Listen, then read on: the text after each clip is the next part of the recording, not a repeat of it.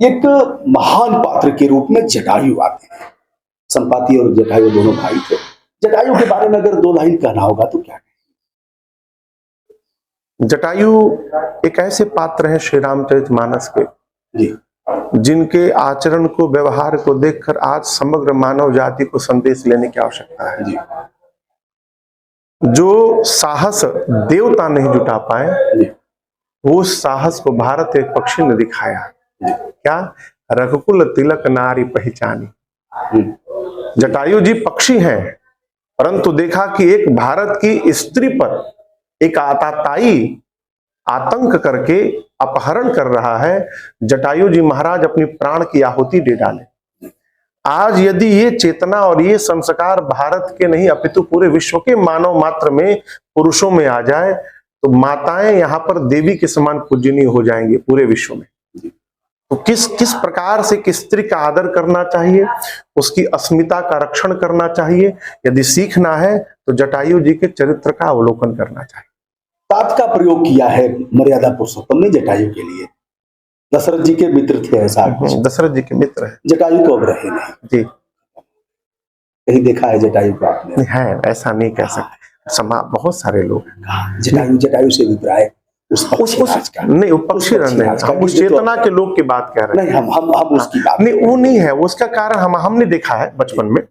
अब आप बच्चों को तो नहीं दिखा पाएंगे। नहीं दिखा पाएंगे। नहीं दिखा पाएंगे। मूल में क्या है महाराज? मूल में विकास है। ये विकास है। ये विकास है। जो ये तरंगे निकलती हैं जी मोबाइल की, इनके कारण आप देखिए पक्षी, गौरैया एक पक्षी होती थी, है अभी गांव में तो दिखती है कदा, शहरों में अब नहीं दिखती। पहले हम लोग छोटे थे, बहुत दिखाई पड़ती थी। तो ये जो मोबाइल की तरंगे निकल रही हैं, ये बहुत हानिकारक है पक्षियों के लिए, लेकिन इस विषय पे कोई सोच नहीं रहा। आप अगर सोच रहे हैं तो क्या करेंगे? कैसे बचाना? हमारे पहुंच के बाहर है, हम कुछ नहीं कर सकते। ऐसे कैसे हो सकता है? राजन जी महाराज कहें हमारे पहुंच के बाहर। हाँ, हम कथाओं में इसको लाखों और करोड़ों में कह सकते हैं। क्या पलायनवादी दृष्टिकोण नहीं? राजन जी महाराज कहें हम भी नहीं बचा पाएंगे, गौरैया अब नहीं बचेगी, हम क्या कर सकते हैं? नहीं, ऐसा नहीं है। हम कथाओं में इसका निवेदन करते रहते हैं।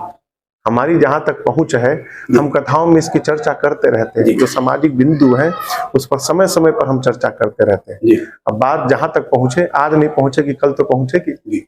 महाराज जी पेड़ कट गए जी, पार्थिव शरीरों को जलाने के लिए 3 कुंटल लकड़ी की जरूरत होती है। आम खत्म हो गए जिससे लोग जलाते थे, और चंदन वगैरह तो गरीब को मिलेगा नहीं, चंदन उतने हैं भी नहीं।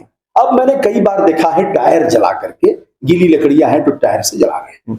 क्या ऐसे में कथाओं के माध्यम से, जैसे आपकी कथा यहाँ समाप्त हुई, आपने हरिशंकरी चाहे पंचवटी रोपित किया, लोगों को शपथ दिलाया, और कभी कभी कुछ प्रसाद के रूप में पौधों का वितरण, किंतु संकल्प दिलाते हुए अगर यह पौधा मरा तो आपके जीवन में अनिष्ट होगा, ऐसा कुछ कह करके। तो क्या धर्म भावनाओं से ओत प्रोत होकर के लोग पर्यावरण को नहीं सजाएंगे? मैं करता रहता हूँ जी, हमेशा कथाओं में कहता हूँ। यहाँ भी नहीं कहता नहीं, जैसे क्रियारूप दिखलाओ। नहीं, करता हूँ।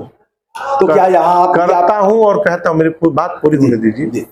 प्रत्येक कथाओं में प्राय कहता हूँ कि घर में कोई भी जन्म दिवस हो, मंगल कार्य हो, तो उस अवसर पर एक वृक्षारोपण करें जी, और वृक्षारोपण न करें, उसको आगे तक लेके जाएं। अभी पिछली कथा में 1-1.5 महीना पहले एक बात आई कि आपके घर में यदि कोई, भगवान न करे, कोई जा रहा है तो प्रकृति का नियम है, आप जब उसका श्राद्ध कर्म कर रहे हैं तो उनके निमित्त एक वृक्ष रोपण करिए और उस वृक्ष पर उनका नेम प्लेट लगाइए, क्योंकि आपकी आने वाली पीढ़ी इसी बहाने आपके पूर्वजों को स्मरण में रखेंगे। हम लोग तो करते हैं स्वामी जी, हजारों लगा, हमारे जहां अवसर मिलता है वृक्षारोपण करते हैं। दशा से लेके और जन्म, अभी पिछली कथा में वृक्षारोपण करके आया हूँ। इसमें भी करके जाएंगे ना? अवश्य करूंगा। यहाँ जहाँ आप हैं, यहाँ जगह भी है, रोग रचना बनाए, अवश्य करूंगा। तो और पीपल, पाकड़, बरगद, भारत का यदि प्रत्येक व्यक्ति ये संकल्प ले कि हम 1 वर्ष तक अपने घर के किसी मंगल कार्यक्रम के दिन एक वृक्षारोपण करेंगे, 1 साल में ये कम जो वृक्ष हैं इनकी समस्या समाप्त हो जाएगी पूरे भारत से। यह संहिता है धर्म नेताओं की, जो संहिता राजनेताओं की, उससे बड़ा धार्मिक प्रतिष्ठान के पोषण करने वाले उच्चतम सोपान जैसे राजन जी महाराज हैं, इनकी एक बड़ी संहिता है। इससे भाग नहीं सकते कि भैया हम क्या करें, हम तो सांसद विधायक है नहीं, हम मिनिस्टर है नहीं, हमारी बात कौन सुनेगा, हमारी बात कौन सुनेगा। यह बात राजन जी महाराज नहीं कर सकते। मैं कह चुका हूं कि मैं कहता हूं और करता हूं जी, आप घूम और कराऊंगा।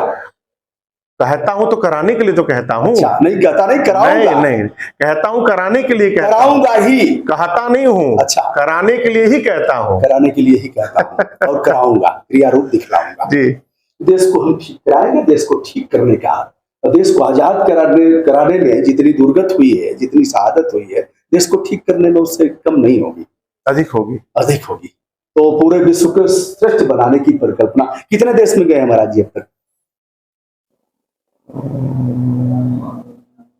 5-6 देशों में गया हूं। जी, और तो अभी बहुत जाना है, बहुत प्रस्तावित होंगे, बहुत जगह लोग बुला रहे होंगे। कैसा लगता है जैसे भारत के अलावा उन देशों में अगर कुछ पर्यावरण की मांग, कल्पना के बाहर है, मतलब तुलना नहीं कर सकते। क्या इससे तुलना नहीं कर सकते, उससे तुलना? गोल मटोल आप नेताओं जैसा जवाब। नहीं नेताओं जैसे समझ, आप कल्पना नहीं कर सकते, इतना स्वच्छ है बाहर, इतना स्वच्छ है। आप वो बोला, आप कल्पना नहीं कर सकते। वाह। ना वहां धूल दिखाई पड़ता है, ना मच्छर दिखाई पड़ता है, ना कीड़े दिखाई पड़ते, और न डीजे बजेगा, ना कुछ नहीं, ना गंदगी दिखाई लंदन से लाएंगे और रात भर डीजे बजाएंगे, सिगरेट का छल्ला उड़ाएंगे, ये सब तो उधर कुछ नहीं, कुछ नहीं। तो क्या ऐसे मामलों में हमें उनका अनुसरण करना चाहिए? ऐसे नहीं होगा, इसके लिए दंड कठोर करना पड़ेगा। अच्छा, तो वहां सब कुछ व्यवस्थित है दंड के कारण। जी, इतना कठोर दंड है, आर्थिक दंड। जी, हाँ, यहाँ तो जिसको जैसे मन करे वैसे गाड़ी चला रहा है। अमेरिका में यदि आपके गाड़ी में 3 टिकट लाइसेंस पे लग गया तो 3 साल आप गाड़ी नहीं चला सकते। जी, 3 साल का लाइसेंस आपका बैंड है। उसके बाद फिर परीक्षा दीजिए, परीक्षा में उत्तीर्ण होंगे तब जाकर आपको दोबारा लाइसेंस मिलेगा। दोबारा गलती की तो जीवन भर के लिए लाइसेंस आपका रद्द हो जाएगा। कचरे का डिब्बा यदि घर के सामने दिखाई पड़ गया, फाइन है। घर के सामने का घास यदि निश्चित लंबाई से अधिक बड़ा हो गया है तो उसके पर फाइन है। इतना आर्थिक दबाव है कि सारे लोग अनुशासित रहते हैं। यहाँ तो भगवान मालिक है। 2 साल की ट्रेनिंग के बाद ट्रक का खलासी बनेगा। 2 साल ट्रेनिंग होगी उसकी, तब वो खलासी बन पाएगा। अरे वो बच्चों को मार भी नहीं कठोर है। सकते। नहीं, बहुत और महाराज जी, विदेशों में कुछ महिलाएं जिनके पास अधिक दूध है स्तन में, वह दूसरे बच्चों को पिलाने जाती है। अब इसका मुझे ज्ञान नहीं है। यदि ऐसा है तो इसे किस रूप में देखते हैं? जिनके पास, जिन महिलाओं को दूध नहीं है छाती में, ये तो अच्छा है, तो ये तो बहुत बहुत अच्छा चेतना है, बहुत अच्छा पहल है। लेकिन इस विषय में मुझे कोई ज्ञान नहीं है, ना मैंने कभी सुना है। अब लोग कहेंगे आपने सब बात कर दिया, और आपको भी काफी संख्या में लोग देखते हैं, बड़ा चैनल है आपका, और भगवत कृपा से कुछ मेरा भी अच्छा है, कुछ परमात्मा की कृपा रही है। लोग कहेंगे आपने 2 लाइन तो कुछ सुनाया नहीं महाराज जी, इतना इतना अच्छा गाते हैं, लोग झूमते हैं, नाचने लगते हैं और सब कुछ शुद्ध बुद्ध खो देते हैं। 2 लाइन कुछ। चलिए मैं अपने पूज्य महाराज श्री का एक पद सुनाता हूँ, एक मुखड़ा सुनाता हूँ। जो चर्चा है उसी पे सुना रहा हूँ। कर्म करो पर ध्यान रहे, पथ छूटे ना, और इतनी दे वो हवा, ये गुब्बारा फूटे ना। एक बार क्रोध भी करिए, पर बोध नष्ट ना होवे। सावधानी, स्वार्थ भी बुरा नहीं है, पर औरों को कष्ट ना होवे। जीव कोई रूठे ना, और इतनी दे वो हवा, गुब्बारा फूटे ना। कर्म करो पर ध्यान रहे, पथ छूटे ना, इतनी दे वो हवा, गुब्बारा फूटे ना। जब काम बीज सृष्टि का, नर होय अकामी कैसे। जल में जो कमल का जीवन, तुम जियो जगत में ऐसे। कामिनी लूटे ना, इतनी दे वो हवा, गुब्बारा फूटे ना। कामिनी का एहसास है कुछ। कामिनी है कौन? कामनाएं। कामिनी से अभिप्राय,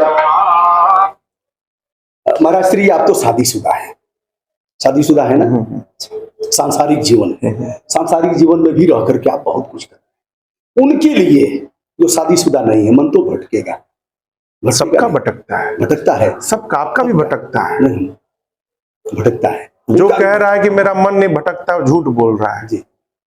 महात्माओं की बात नहीं कह रहा हूं मैं, सांसारिक जीव की बात कर रहा हूं। जो भी कह रहा है कि मेरा मन नहीं भटकता, वो झूठ बोल रहा है।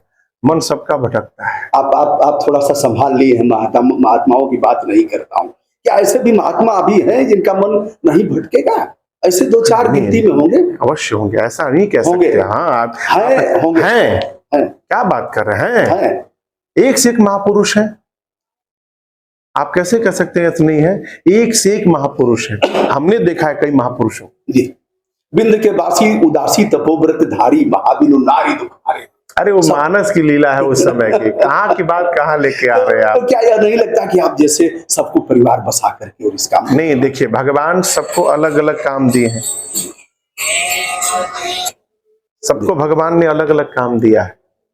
जो विरक्त भाव के महापुरुष हैं उनके लिए मार्ग नहीं बना है। नारद जी विवाह करना चाहते थे, भगवान ने विवाह काट दिया। क्यों? नारद जी को इस बात की ग्लानि थी। भगवान बोले नारद जी आप विरक्त हैं, विरक्त के लिए गृहस्थी नहीं बनाई गई है। तो जो उस चेतना को लेकर ही जन्म ले रहा है वो गृहस्थी के लिए नहीं है, और जो आसक्त है उसके लिए विरक्ति नहीं है जी। जो आसक्त, मतलब नारद जी भी भटकाव की तरफ थे? नहीं, वो भगवान की माया कारण, नारद जी नहीं थे। अच्छा। वो भगवान की माया कारण, भगवान ने प्रेरित किया माया को, विष्णु मोहिनी को भेजा अपनी माया शक्ति को ना। उसके बाद भगवान ने देखिए, सुर नर मुनि को नाही जही न मोह माया प्रबल। भगवान की माया, ऐसा कोई कि बोल दे कि हम माया से बच गए हैं, भगवान की माया किसी को भी फंसा सकती है। ब्रह्मा जी नहीं बचे, शंकर जी नहीं बचे, तो हमारी आपकी क्या गिनती है? भगवान की माया से जीव तभी बच सकता है जब भगवान की कृपा हो जाएगी। काफी धारदार और तीखे सवालों का महाराज श्री ने समुचित उत्तर दिया, और आशा करता हूँ आप भी इससे संतुष्ट होंगे। और महाराज श्री का काफी महत्वपूर्ण समय है, हमें भी एक चीफ गेस्ट के रूप में जाना है, फिर निकलना भी है। महाराज जी ने हमारे अनुरोध को स्वीकार किया। विनम्रता के साथ आपको सादर प्रणाम। मेरा भी आपको सादर प्रणाम। जय जय।